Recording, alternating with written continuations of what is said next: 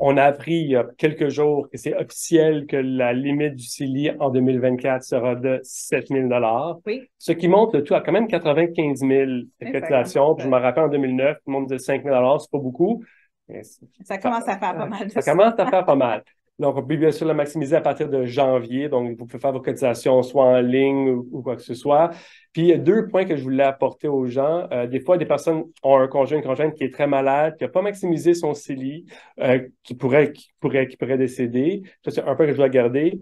Et aussi, des personnes plus aventureuses aiment avoir un CELI et jouer.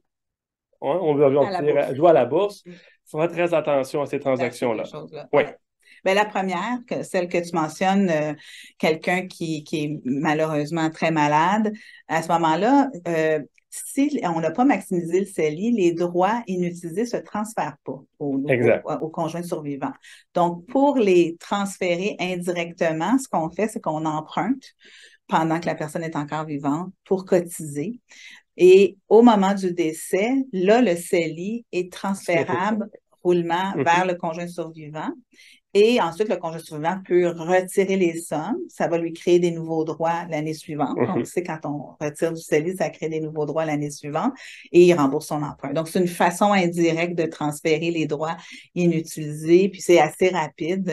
On appelle son conseiller. Oui, Tout se fait automatiquement. C'est pas trop mais il faut que les personnes compliqué soient à faire. encore là. Hein, Oui, c'est parce que important. c'est ça. Il faut juste y penser.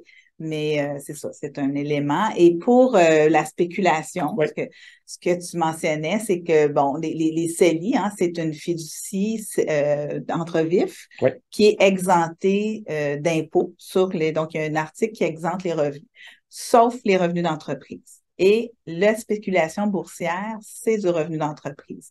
Un peu comme on revenait tantôt avec les flips, Mhm. quand je fais des transactions spéculatives, quand mon seule intention, c'est de faire Des plus gros des gains. gros grains, exactement, Mhm. de faire des profits ou de faire des activités de nature, en guillemets, d'affaires commerciales, ben, le gain qui en ressort, c'est du revenu d'entreprise. Et là, on serait imposé dans la fiducie au taux marginal le plus élevé.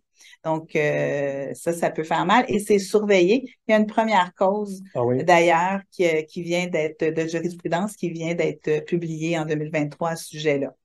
il faut faire attention. Oui, c'est le titulaire qui va être responsable, hein, le titulaire du CELI va être responsable de cet impôt-là dans son CELI. Il faut se tenir aguerri et au courant. Oui.